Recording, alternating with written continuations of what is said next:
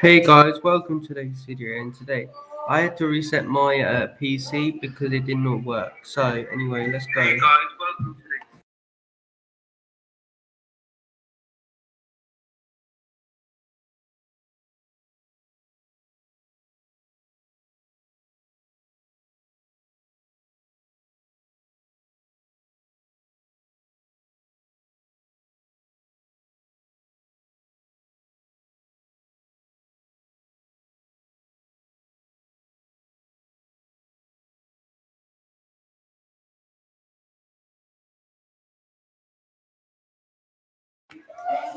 Anyway, guys, if you need to chat in there, you can chat, and I can get back to you. Yeah.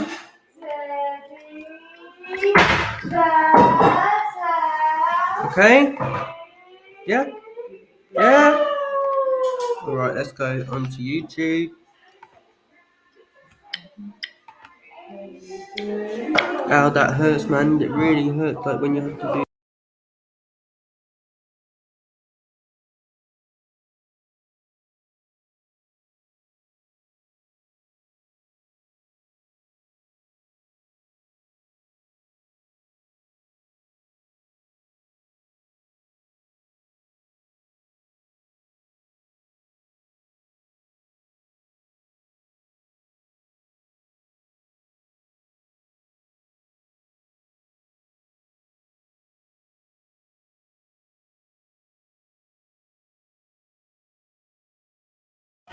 Guys, so basically, I'm gonna turn my mic off as this plays, so then you can hear everything. At the end, I'm gonna speak, and then you can let me know what you feel like. Okay?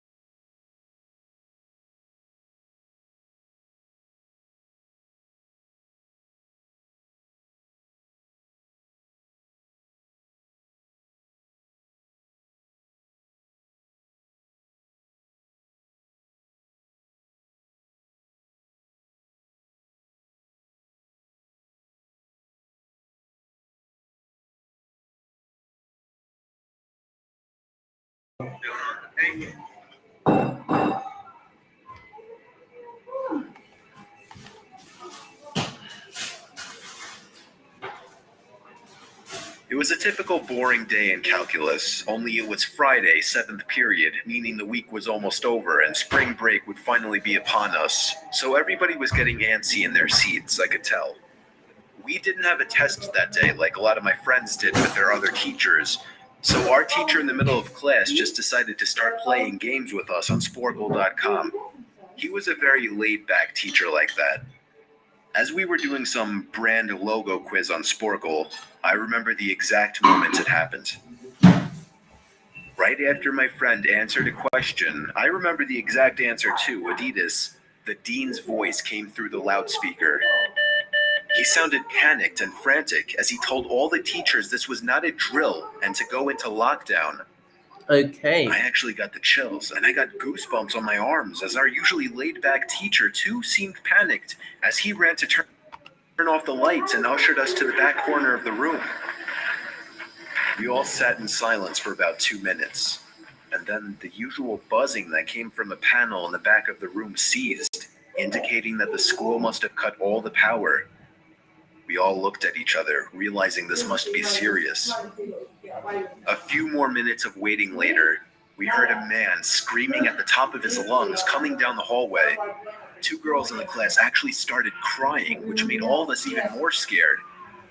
As the screaming got closer to the classroom, the lunatic-sounding man started banging on the lockers while screaming, "I'll kill all of you." It was at that moment that I started to fear for my life. My teacher shushed us as we all looked at each other to see our peers' reactions. The banging then moved from the lockers to our classroom door, and that's when one of the crying girls screamed no. The banging on the door only grew worse as the man started screaming, "Open up." Two of the girls in the class were crying out loud now. It felt like an eternity that man was pounding at the door. But eventually, he finally continued down the hallway, screaming like a mentally insane person until we could not hear him anymore. I'd say 10 minutes later, though it felt like half an hour given the situation, the dean came back on the loudspeaker explaining the situation, which was surprising for him to do. He explained that some apparently mentally unstable person entered the building and assaulted the woman sitting at the front desk, causing her to flee the building screaming, and staff wasn't sure if the man was armed or not. Now, this was before the school had cameras or could afford proper security, so the school was wide open to something like this happening. The staff had done a sweep of all the hallways and classrooms and couldn't find him, so the dean instructed the teachers to resume teaching, but to keep all the doors locked and to not let any students leave for any reasons. The most disturbing part, however, is that one of the janitors working the night shift found the man sleeping in one of the storage closets near the back end of the school, and according to rumors that were spread by my peers, sticking out of his pocket was a .44 Magnum. The janitor must have done something stupid to wake him up, for example, leaving the closet door open, because by the time a police officer could arrive on the scene, the man was gone. My entire class, as far as I know, to this day, has no idea if this man was ever found, but I like to think that right now, he's being given the proper help that he needs. Wow, this is very deep. Okay.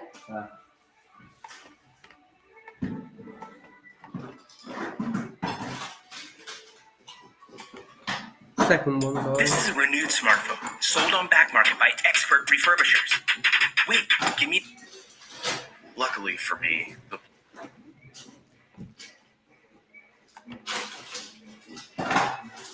Right, let's go, guys. This is a story about how I became a 30-year-old male who was secretly afraid to be outside after dark in cities. I live in Manchester, in the UK, and it's widely regarded as a relatively safe and multicultural city with transport, friendly locals, and plenty to do. I don't live there anymore, but I'm proud to be from there, and I will always have one hometown. This took place in 2016. And at the time, I was working for a company that hired me to work on contracts. So 4, 6, sometimes even 8 months abroad, and then 2 or 3 months at home. So when I was home, I made sure to see family and friends as much as possible. Whether it be meeting and playing video games, a drink at the bar, playing If I do a sports, couple, then or I traveling could have together. like more people keep The joining, incident and took then I could place have when I was on more my way people when I home finish. after a night out drinking, and I write this 4 years on since it happened. I still have PTSD from the incident, and think of this as my way of telling you all to be careful out there, as well as this being an opportunity for me to talk about it. Those who know Manchester know about its quite frankly amazing tram system. It's affordable and easy to understand. There is a tram station right near to my Of course there apartment, is. just outside the city center. I had been back in the country for 7 days and arranged to meet my friends in the city for a reunion of sorts, drinking, dancing, and catching up. You know how that goes. It's important to note at this point that at the time there was a homeless gentleman that adopted the tram stop near my apartment as his own. He would always sit at the top of the stairs leading down to the platform, and whenever I used the tram, I would always see him without fail. It had even gotten to the point where we exchanged a friendly nod to each other every time. But this time, on the way to the city to meet my friends, everything changed. Okay, that's not usually what happens, but anyway, let's carry on. On any normal occasion, he would be sitting under the shelter at the top of the stairs, either asking passersby for money or just saying hello. But as I approached the top of the stairs, around 20 to 30 meters away, I saw he stood up straight, almost too straight, with his chest out, just glaring right at me in the most menacing way. His brow was furrowed, his jaw was clenched, and he was breathing heavily. I could see his chest rising up and down with speed from now 20 meters away. Maybe drugs was involved or something had angered him, I thought. Now, I'm not the world. I'm 6 foot and athletic, but I don't believe violence is the answer in any case. I'm not easy. No, violence is not the answer to a homeless man on the streets. You don't go up to him and start, punching him and kicking him. Violence is not the answer at all. This guy is right. The answer is no to violence. Easily intimidated at all, but the way this guy looked at me sent shivers down my spine. I immediately looked down after we made eye contact and then looked ahead because I thought maybe it was just a glance from him. Then I looked back again. When I was even closer, his eyes were still on me. This time they were wide, and he looked unhinged like he was ready to attack. Oh God. I looked away again because at this point I felt I had to ready and prepare myself for a potential confrontation with this guy. When I was close to him, I looked back again, and he took a step forward, watching my every move, looking me up and down as if he was assessing my weaknesses. Guys, that is creepy to the hell. But anyway, yeah, you do not start violence with a man on the street. Do not start violence whatsoever, because you will get punched back. As I approached the top of the staircase, he was turning his head as I moved. I knew that this was not normal behavior from him, or anyone for that matter. I thought I have to address this because he's freaking me out, so I stopped, met his gaze, and pointed my body towards him just before I went down the stairs. And I calmly asked him, "Is everything okay, mate? Can I help you with something?" Nothing. I got absolutely nothing as he looked into my eyes. I could hear his fast breathing at this point through his nose, and he looked like he was having some sort of episode. So I moved on and quickly went down the stairs. What the fuck has gotten into this guy? I thought. I almost felt bad for him. At the halfway point of the stairs, I looked behind me to see him standing at the top, looking down directly at me again. I could only describe the look he gave me as bone-chilling. He looked like a predator that had found his prey. I kept moving as I didn't know if this guy had a weapon or what his intentions were at this point. When I got to the bottom of the stairs, I turned around again, and to my shock, he had walked 4 to 5 steps down, still standing and glaring at me with the same disturbed and angered look. He was clearly stalking me with the same 4 to 5 steps. What? 4 to 5 steps? That is a lie. They're big steps. They're big fat steps. Literally from like a centimetre each. There's literally what? 1, 2, and 3 steps. Lie. That's a lie. Down, still standing and glaring at me with the same disturbed and angered look. He was clearly stalking me now. I could feel my heartbeat in my ears, and sweat was forming on my forehead and palms. Luckily for me, the platform was very busy, and the tram I needed to catch was approaching. So I quickly immersed myself amongst the crowd of people getting onto the tram and found a seat. Wouldn't you know it, when I sat down and the tram started moving, I looked back towards the bottom of the staircase, and there he was, just glaring at me with this horrific, sinister grin on his face. I did not feel safe. I felt targeted. His head moved and followed the tram, looking me in the eyes as we moved away. The entire journey to the city, I felt on edge, anxious, and all I could do was think about that guy. When I eventually got there, my friends automatically picked up on the fact that I seemed a little off. So I told them about the situation I was just in, which they just dismissed, saying that I was probably just being paranoid and that he'd be gone by the time I get back home. I agreed with them because I realized that he is usually only there during the daytime, so I enjoyed the night. We all drank, laughed, and even met some cute girls. Before I knew it, I was hammered. Wow. Wow, when you get drunk and you find some cute girls, bro, that literally turns into your mess, your own mess. Seriously, what the hell? to the point where I had to look at my phone with one eye closed. My balance was off, and I felt like I could throw up at any second. It was around midnight and time to go home. So I said goodbye to my friends and arranged to meet the next weekend due to the success of this one. The last tram was approaching, and I had to run drunk as a skunk to make it in time. I got onto the tram, and when I got a seat and caught my breath, I remembered what happened at the tram station on the way back to the city. I felt sober suddenly, and I was honestly on the verge of an anxiety attack, until I remembered that I never usually see the guy late at night, which was comforting for the remainder of my journey. The tram arrived at my stop, and I got off. I just stood there for a second, surveying my surroundings. The platform was empty. The skies were clear, although dark. The air was warm, and the only sounds were the nearby traffic and the tram leaving the platform. I remember it like it was yesterday. I looked towards the bottom of the staircase in the platform leading to the street, and I took a deep breath. I approached the stairs and looked towards the top. Much to my relief, he wasn't there. Stage 1 over. Stage Listen, he's gonna be there at the top. Don't lie. 2 was easy. Get to my building, which was about 150 meters away from the stairs. As I slowly walked up the stairs, trying to make as little noise as possible, my heart was in my throat. All I could think about was what I would do if he was there. But I was drunk and I didn't think fast enough. I arrived at the top and looked to my left, and what do you know? He's there.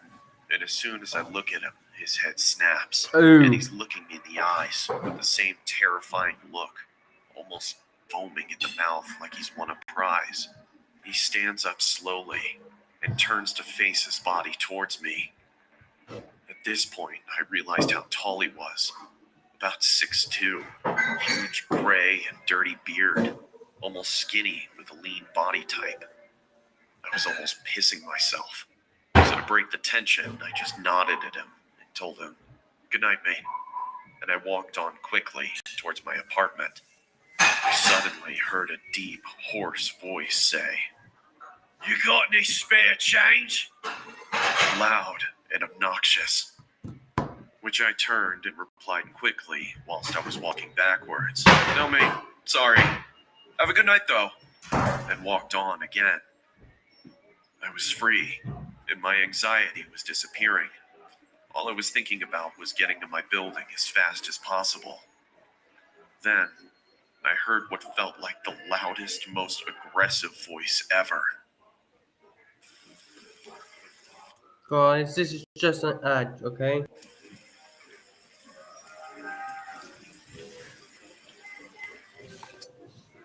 "Hey!" I stopped and Jeez.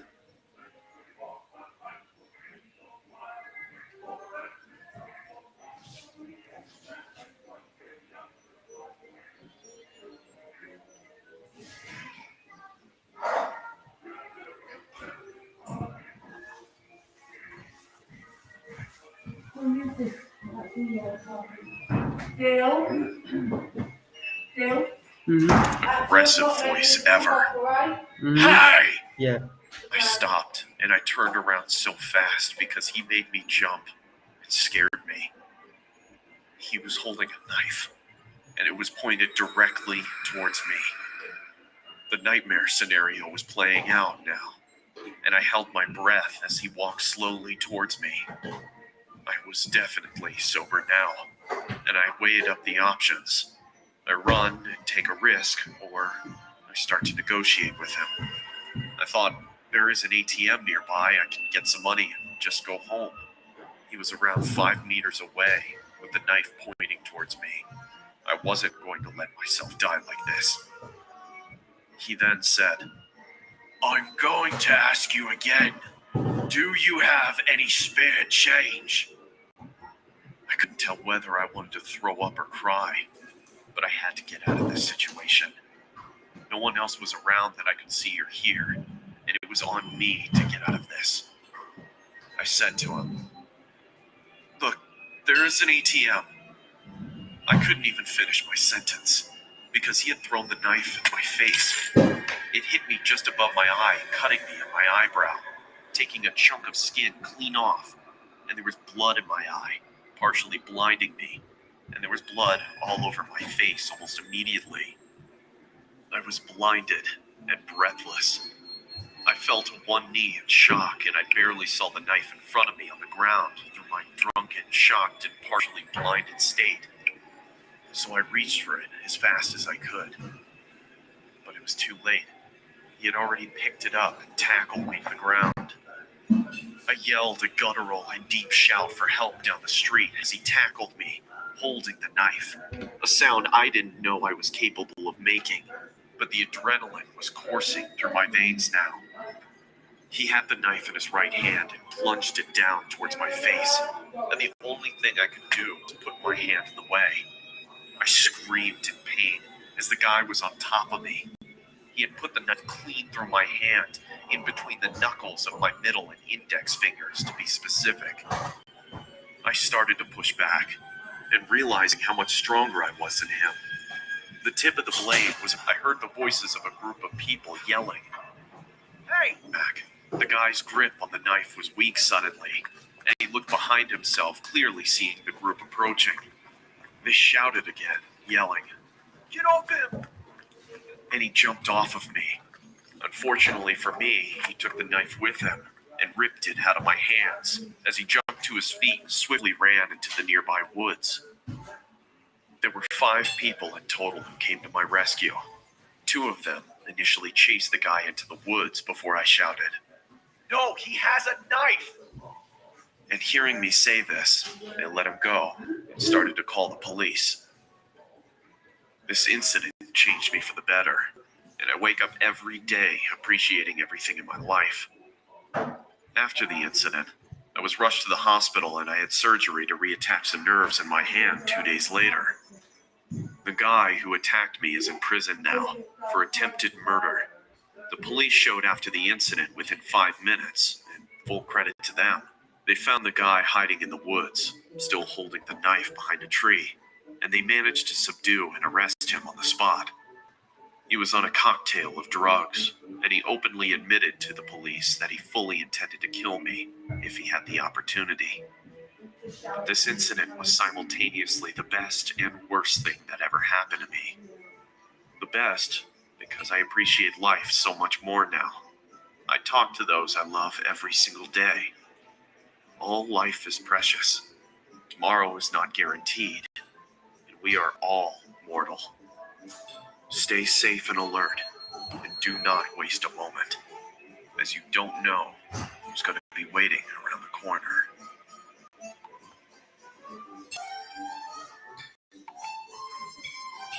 Jesus, guys, that was intense.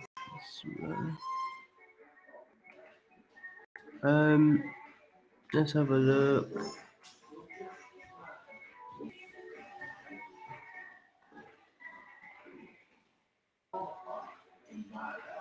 Home invasion. Guys, this is what I used to watch. Very good. It was a cold, foggy evening when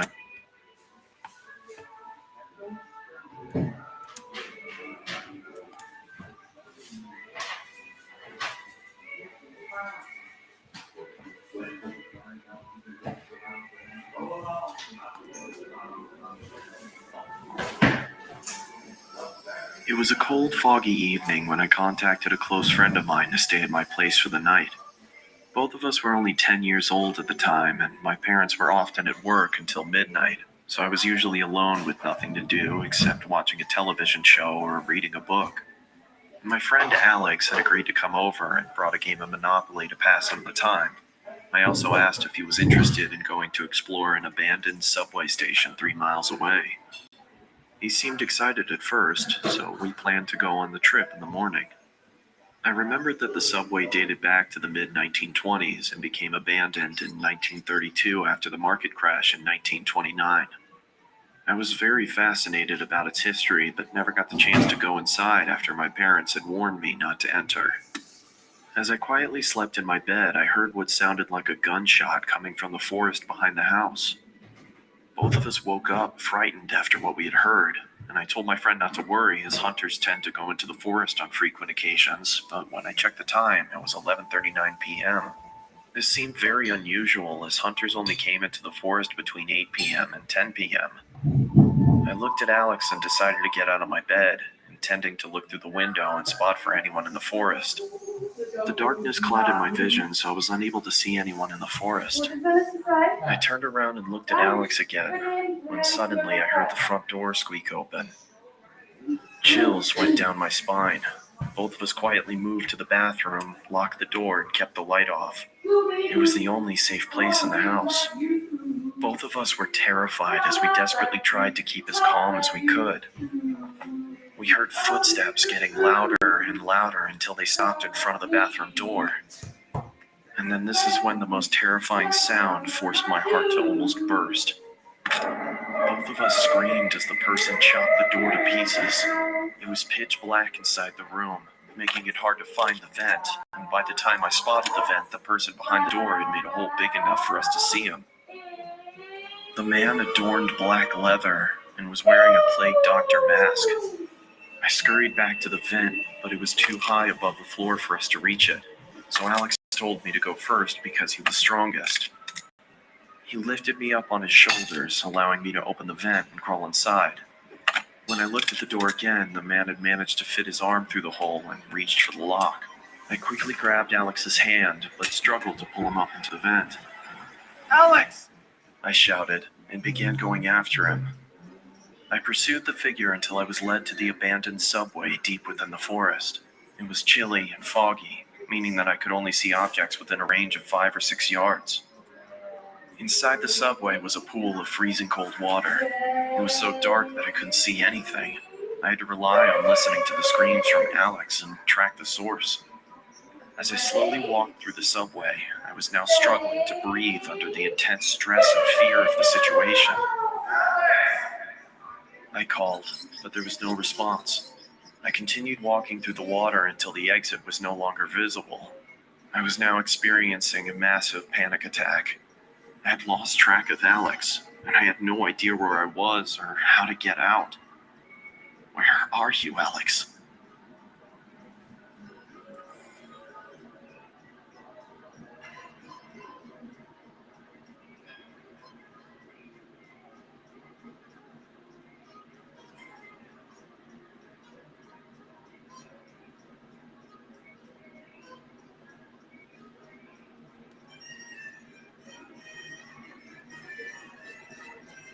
Thank you for sticking around to the end of the video. Okay, we'll do one more and then I've got to go.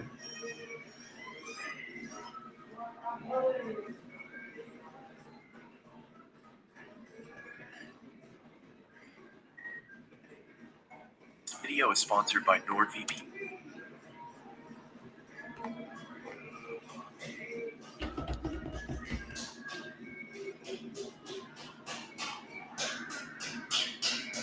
This video is sponsored by NordVPN. More details at the end.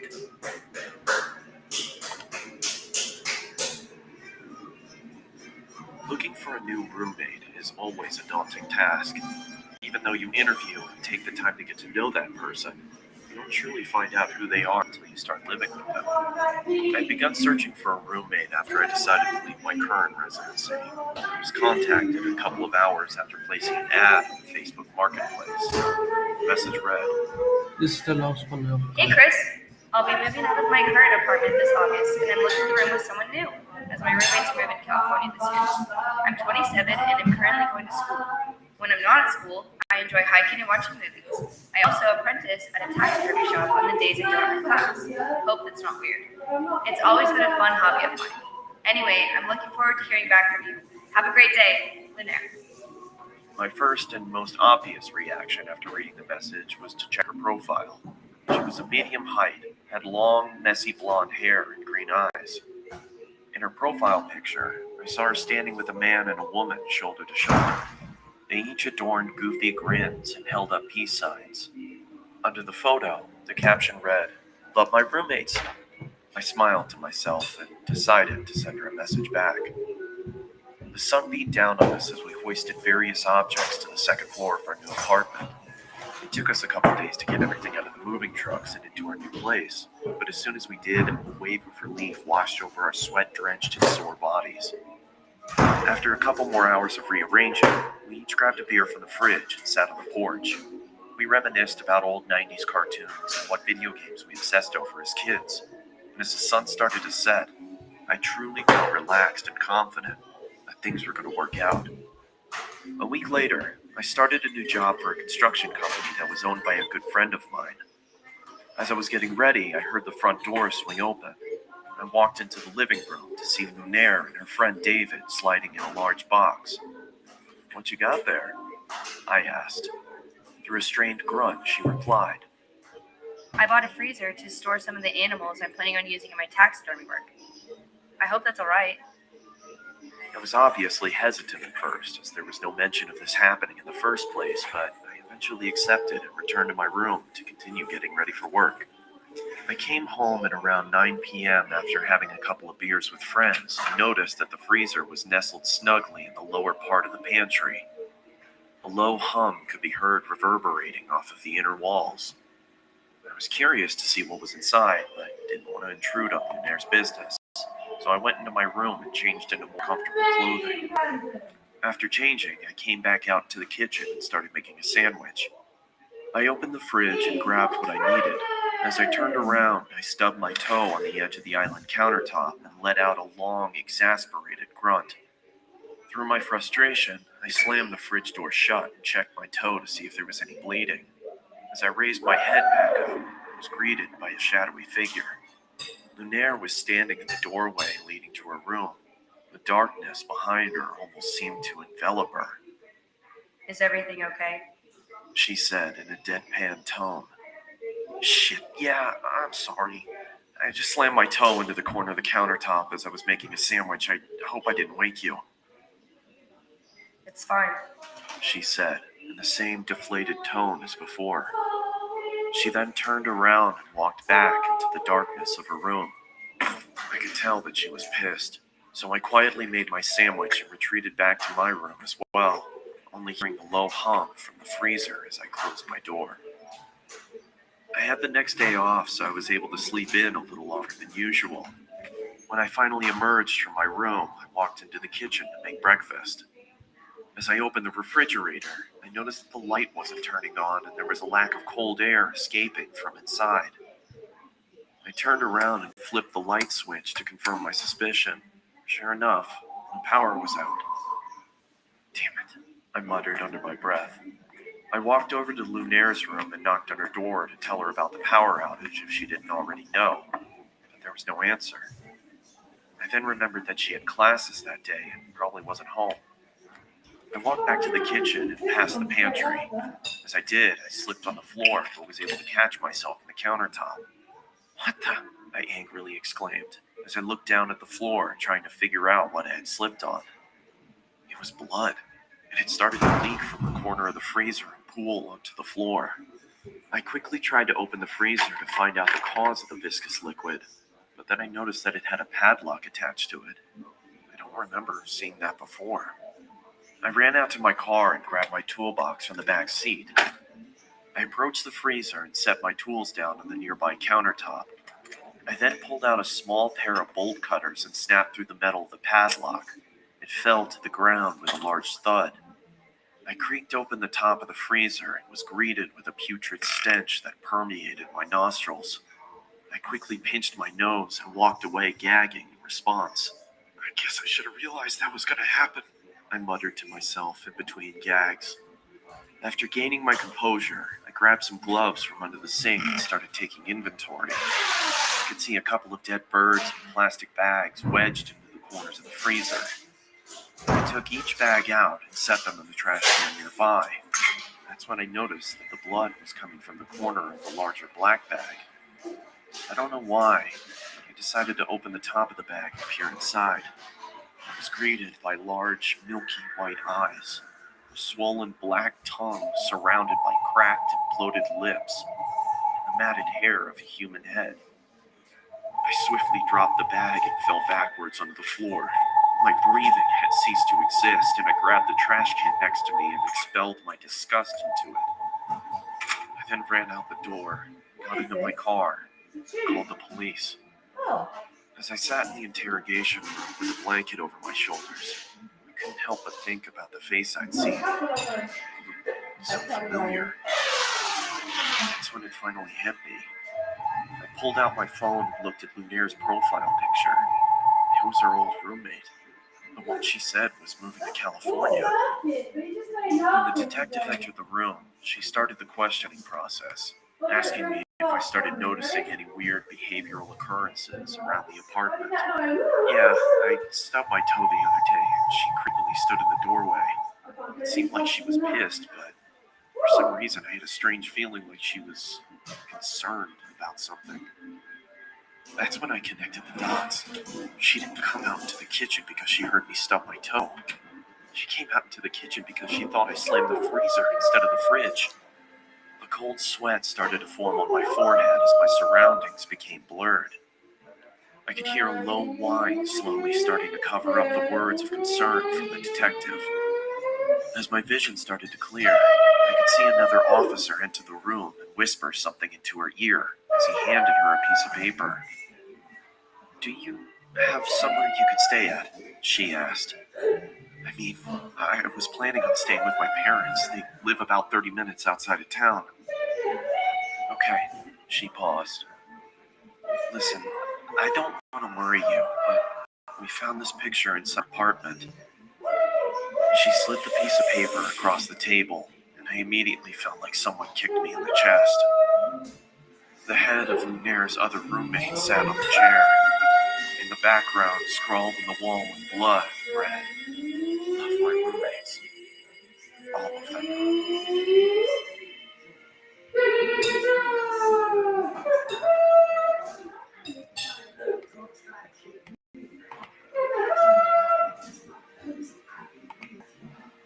Are you still using Google? I have something to show you.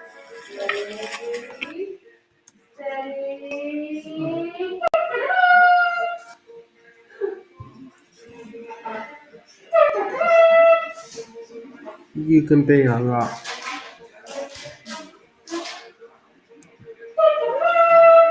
Music. Cold. This happened in April of 2021. My region hadn't been hit so hard by What's COVID, region? so most aspects of our lives were normal. I had graduated in 2020 and I needed a job. I was 18 at the time, almost 19. I wasn't studying and I didn't know what the hell to do with my life. So in March, I got a job at Pizza Hut as a delivery driver and kitchen hand. The night seemed normal. It was one of those days that didn't seem like anything interesting would happen, but those are always the days when the unexpected happens, you know? It was around 10:30 on a Saturday night. We closed at 11, so it was just me and my Well, that's too boss late. during the You know. last hour. 11. As usual, we got a late order. It was close, and I had finished mopping and sweeping the floor, so it was no hassle. My boss was always prepared for a million orders to come at the last minute, so he asked me to do it as fast as possible. The restaurant was located in a plaza on the main road. The traffic was consistently heavy on a Saturday, so I avoided the main road and took the side exit. Even though the plaza was in one of the busiest parts of town, this street, however, was always so dark and empty. This street was also really long, so all you could see were the traffic lights about 500 meters ahead. Something was confusing me though, like my eyes were playing tricks on me. There was this black shadow blocking part of the lights, and there was this metallic object shining in the light above, bobbing up and down like it was floating. As I got closer, I could see the bottom of this dark silhouette. It looked like it was walking. I realized it was some drunk idiot dressed in all black walking on the road. Or so I thought. I couldn't entirely see them, and I didn't know what they were carrying. So I approached with caution, preparing to brake or swerve. I got close enough to see this person was dressed in a long coat with a hood similar to a cowl, which is unusual where I live. I turned my car lights on bright and honked my horn, hoping that they'd move to the side or something, but they didn't even flinch. Finally, I got close enough to see that it was some asshole dressed as Death, carrying a scythe. Oh, Something was odd, though. People, even if they are on the sidewalk, usually look over their shoulder at an approaching car, but they didn't. As I drove past, however, this person ever so smoothly looked right into the window of my car on the driver's side. It gave me such a fright, like when people clap in your face. I passed them too quickly to see their face, let alone see what gender they were. After I passed them, I looked into my rearview mirror trying to see them, but it was so dark.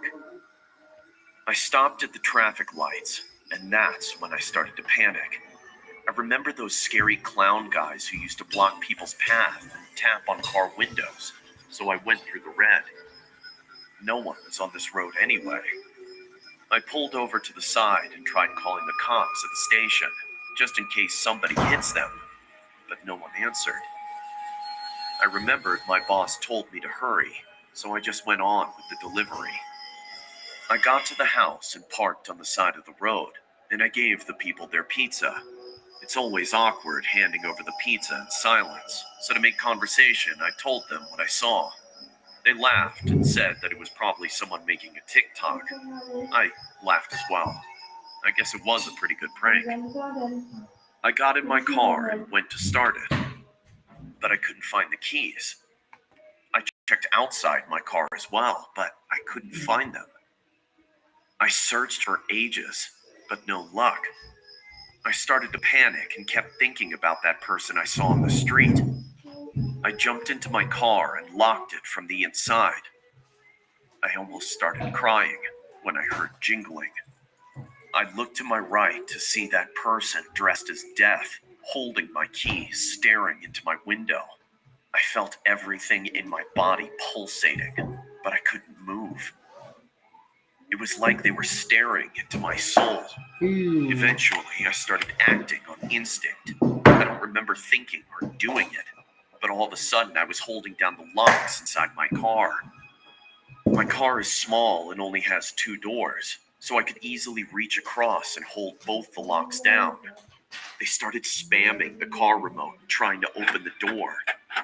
I was using all my energy to hold down those locks. I don't think I'd ever used so much effort and strength before in my life. Again, I froze. I tried yelling at them, but I was holding my breath. Finally, a peep of strange sound came out as I gasped for air. I started screaming profanity at them. I screamed so much that my words became gibberish. A feeling of numbness took over my body, and I couldn't hear myself screaming anymore. My whole body was being controlled by my anxiety, and my ears were ringing. I was sweating profusely. All this time, I couldn't take my eyes off them. This person, this thing, standing over my car with a scythe. I knew that if they got in, I wouldn't stand a chance. The shadow from the hood hit their face. Was this even real? They stopped trying to get in and just looked at me. I started screaming out of exhaustion, and I became dizzy. My vision was blurred. There was a silence, and then about 10 dogs started barking close by. This gave me hope. While leaning on the scythe, they lowered their body and put their face only a few centimeters from the window. Finally, I could see this person had covered themselves with a skull mask. We both froze and just stared at each other. I couldn't help but look into their eyes. The eyes, there was something unnerving about them. They didn't look like they were holding in laughter, like it was a prank. Through this creepy skull mask, I saw that they just looked curious, like how a little kid looks at an animal in the zoo. I shut my eyes and started calling for help. I had been screaming for so long, why couldn't anyone hear me? I feared that fatigue would take over and they'd get in.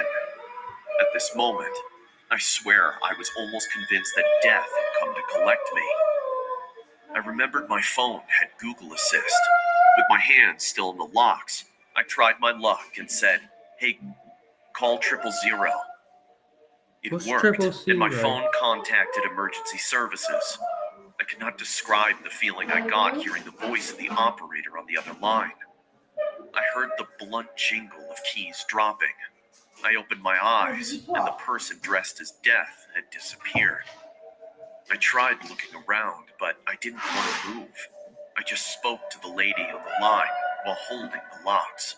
She told me to keep doing what I was doing, and that she was sending the police. I waited on the line with her until the police arrived. It felt like hours, but it was only around 10 minutes. I told them what had happened. Because the person was threatening and I feared for my safety, I was required to make a formal statement to the station. They told me they'd keep it on file. The officers spoke to the people in the neighborhood, and none of them heard me scream or saw anything, and they were used to the dogs going off at night. I found my keys around 2 meters from my car. I called my boss, and the officers followed me back to my work, where I signed out. I then followed them to the police station. I called my parents, and they took my statement. It was almost 1 a.m. when it was finally finished.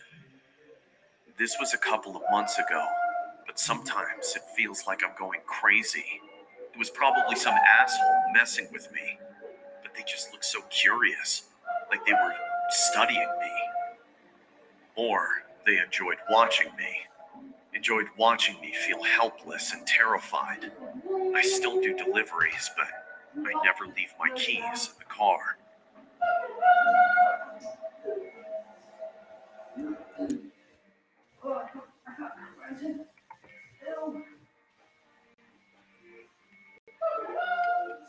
Anyway, guys, I'm gonna go now. Thanks for watching today's video. If you liked today's video and you want to see more, please make sure to comment down below what you would like to see in the next video. And yes, make sure to like the video, like, subscribe, and I'll see you in the next video. And as always, peace. See you later.